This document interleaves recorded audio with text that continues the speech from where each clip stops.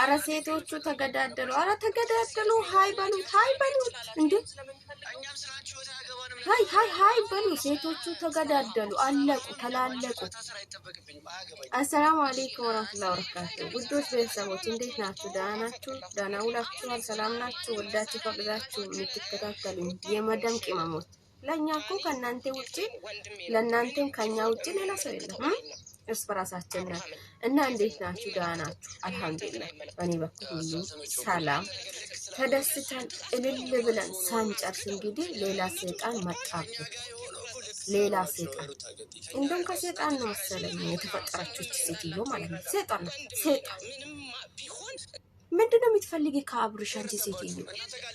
አረ ልጁ ይኖርባት፣ ልጁን ልቀቂው እንጂ ልቀቂው። ካለሱ ህይወት የለሽም እንዴ?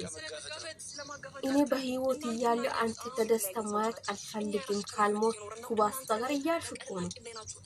ልጁ ካላንቺ መኖር እንደሚችል እያሳየ አንቺ ካላሱ መኖር እንደሚችል አሳየን። ከልጅሽ ጋር ነኝ፣ ልጅሽን ይዘሽ ስሪ። ያው ሹማሽን እንግዲህ አታምጪ። ሹማሽ ነው እንግዲህ ዳኒ ትላንትና ብያቸዋለሁ። ከድሮ ጀምር ስለሚከታተላቸው አቅሻለሁ። ሹማሽ ነው። ስንት ነገር ስታስደርግበት የቆየሽው በሱ ነው። እንዶ የልጅሽን አባት ምንድነው የምትፈልጊ? አረ በአላህ ከዚህ ሴትዮ እንደም ሽሹ። እቺ ሴትዮ በቆማቸው ትቀብራቸዋለች። በቆማቸው ማለት ነው። ሄርሜላ የኔ ጀግና ማለት ነው። ትላንትና ልክ ነው ተናግራ አይደች። ልክ አይ የኔ እናት አነጋገር ሲቺ የሰው በቃ ፍቅር። አንቺ የጣልሽውን ባልሽን እኔ ፈልገዋለሁ፣ ጥለሽዋል። አሁን ያን ላንቺ ምንሽም አይደለም፣ የልጅሽ አባት ነው። ተይው አለችሽ። ደግ ተከበሪ። ለዛም እኮ ነው ተከብሪ የሚልሽ። ሴት ልጅ ስትከበር ነው እንዴ። አስጠላሽን፣ ወጥ ረገዝሽ። በዚህ ናይል ክፉ ነሽ ለካ አንቺ። በዚህ ናይል ባለፈው የውሸትሽ ነው አይደል? በወንድሞቹ ፊት ይቅርታ እንደተቀበልሽ ክሱን እንደሚታነሽ ተናግረሽ ይሹ አንቺ የውሸት ባይብል ነው እንዴት የተመረቅሽው? እውነት የውሸት ባይብል ይመስለኛል። ባይብልሽ የውሸት ይመስላል። በህይወትሽ ላይ እንኳን ተሳስቶ አንድ ቀን እውነት አይፈጠርም። ምንም ቢሆን እኮ አንቺ ለትንሽ ጊዜም ቢሆን እኮ ለወደቱት አንድ ቀን ራሱ 20 ዓመት እንደ ኃይል ነው የሚቆጠረው። አንቺ ምንም ቢሆን እኮ ከድሮ ባልሽ ጋር ኖረሻል። እንዴት ነው ከአንቺ ጋር እስከ ዛሬ ድረስ የኖረው? አብርሃም ፈጣሪ ብሎት ነው እንጂ እስካሁን ድረስ ይሞት ነበረ በአንቺ አካሄድ አለችሽ። ደግ ተረገጭ፣ ደግ አረገችሽ። አሁን ምን አደረጉሽ? ተዩ ካለሱ ህይወት የለሽም። በቃ የእውነትን ነው የምላቸው እህቶቼ፣ ውዶቼ፣ እችን ሴትዮ የምትከታተሉት ማለት ነው። ለእናንተ ምንድን ነው የሚጠቅማቸው? ምንም አትጠቅማቸው። ግን እሷ ድራማውን እየሰራች ብልግናውን እያሳየች ውርደቷን ተዋርዳ እየሰራች እንግዲህ ከሷ ምንድን ነው የምትማሩት? እኔ እንኳን ሰብስክራይብም አይደለችም። አንስቻታለሁ። ምን ስለጠቀመች? የምታስተምረው ጥሩ ነገር የለም። ስለዚህ ድሮ ሰብስክራይብ ስላረኳት ሁሌ ትመጣለች። ግን ሰብስክራይብ አርጋችኋት ሚታበራታቷት ሴቶች ማለት ነው ምንድን ነው የምትማሩት ከሷ? አሁን እሷ የሚጨበጨብ ነገር ምን ሰራች? እውነት ትላንትና በጣም ነው ያሳዘነች። በጣም ማለት ነው። ሄርሜላ እህቱ የአብርሃም እህት አንቺ ትልቅ ሰው እኮ ይከበራል በባህላችንም በሀገራችንም ማለት ነው። ለሲም እኮ ኖረሻል ከነሱ ጋር። ልብሽ ባይኖርም ምላስሽና ገጸ ባህሪሽን እኮ ከነሱ ጋር አኑረሻል። ግን ገጸ ባህሪሽ ግልጥ ብሎ ነው ይታየላችሁ ያንቺ ገጸ ባህሪሽ ማለት ነው። ቆይ እኔ ያለው አንተ በህይወት አትኖርም ወይም በህይወት አትደሰትም ብለሽ ይሄን ያክል በዚህ ያክል በልጅሽ አባት ላይ እንደዚህ መጫወት አረቴ ነገ የምታፍርበትን ነገር አትስሪ አንቺ ሴትዮ።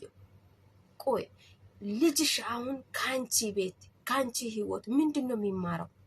ምንም ቢሆን እኮ ተዋልዳችኋል። ብትለያዩ በልጃችሁ ምክንያት ትገናኛላችሁ።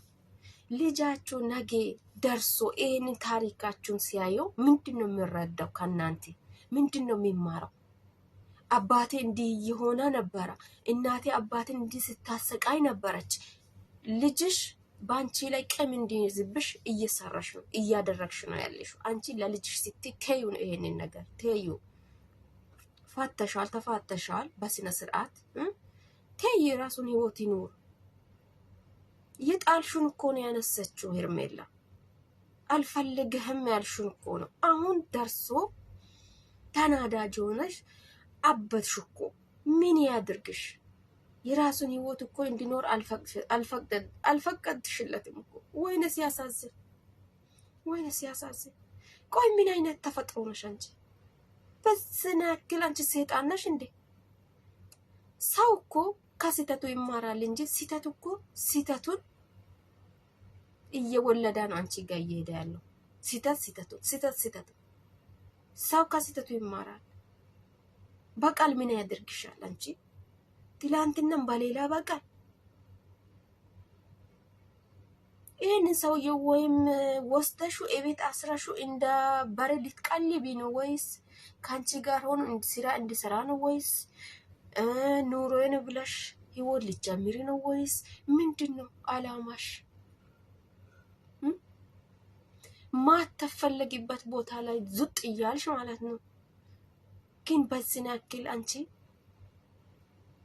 የሰው ንቃት እንዲህ ምንድነው እንዲህ የሚያረግሽ? እውነት የተነሳሽበትን እኮ ራሳሽ እኮ የተፈጠርሽበትን የመጣሽበትን ተይ። ሰው ይሻልሻል፣ ሰው ነው የሚሻለው። እኔ በጣም ነው ያሳዝነኝ፣ በጣም ነው ያሳዝነኝ ልጁ ማለት ነው። ግን ከዚህ ሴትዮዋ ምንድነው የተማራችሁት? ከዚህ ሴትዮዋ ጀርባ ላይ ያላችሁት በጊዜያችሁ ሩጡ። ለእናንተ የሚጠብቃችሁ ይሄን ነው። ለአብርሽ እየደረሰ ያለው ዕጣ ፈንታ ነው የሚደርስላችሁ። በጊዜያችሁ ሸሹ። ሰይጣን መሆኗን እኮ እየተናገረች ነው እሷ በራሷ ማለት ነው። ሄርሜላ የኛ ጀግና፣ ለወንድ ልጅ ያላት ክብር አስረግጣ ነገረች። አንቺ የጣልሹ እዛው እስር ቤት የወረወርሹን ወንድ እኔ ፈልጋለሁ። እስከ ዛሬ ድረስ የኖረው ህይወት ምን አይነት ህይወት ነው? እሱ ፈጣሪ ብሎት ነው እንጂ ባንቺ ስራ ቢሆን ባንቺ ተንኮል ቢሆን እስከ ዛሬ ሞቶ ነበረ አለችሽ። እንግዲህ ስሚ፣ አተሳሰብ ያለ ሰው እንዲህ ነው። ግን አንቺ ከዚህ ከዳኒ ከሚባለው ሹማ ጋር ሆነሽ እኔ ሁሌም ነው የምናገረው እንዴ ምንም አልፈራም። የሚሰሪው የምታደርጊያቸው ድርጊቶችሽ ነው እንድንድለኝ የሚያስገድደኝ ማለት ነው። ምንም ቢሆን የልጅሽ አባት ነው። ከባዳ ሰው ጋር እንትን ብለሽ ተደርበሽ እሱን እንዲህ ማድረግ የለብሽ። ተይ፣ አይጠቅምሽም። ነገ ራስሽ ላይ ይደርሳል ይሄ ነገር።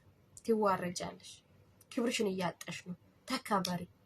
ማትከበሪበት ቦታ ላይ አትገኝ። ተይ።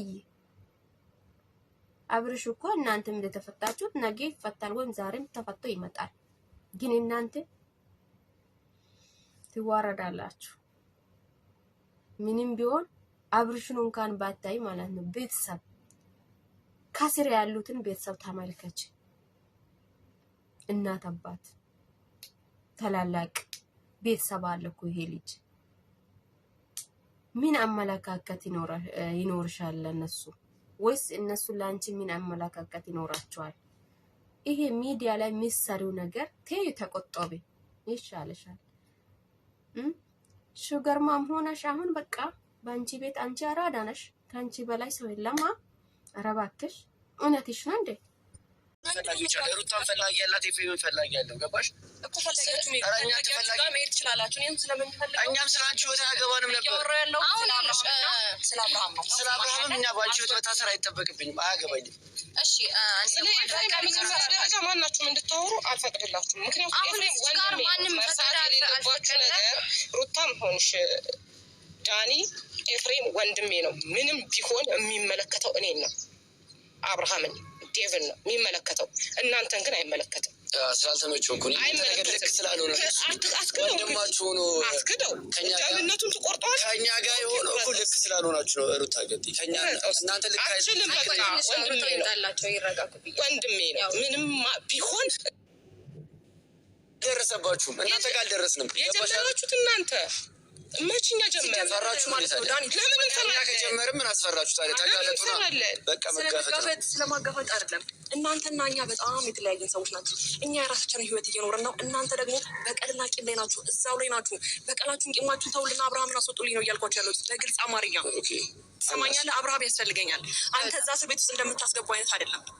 ለምን ገባ ታዲያ? እኔ ማስገባው በቀል ምንም ይሁን ቂም ምንም የማይሰራ ነገር። አሁን አንድ ነገር ልናገር ፈልጋለሁ እኔ ከይቅርታ ጋር። አሁን ሁላችሁንም አዳምጫችኋለሁ። አሁን እኔም ከጠራችሁ ታዳምጡኛላችሁ።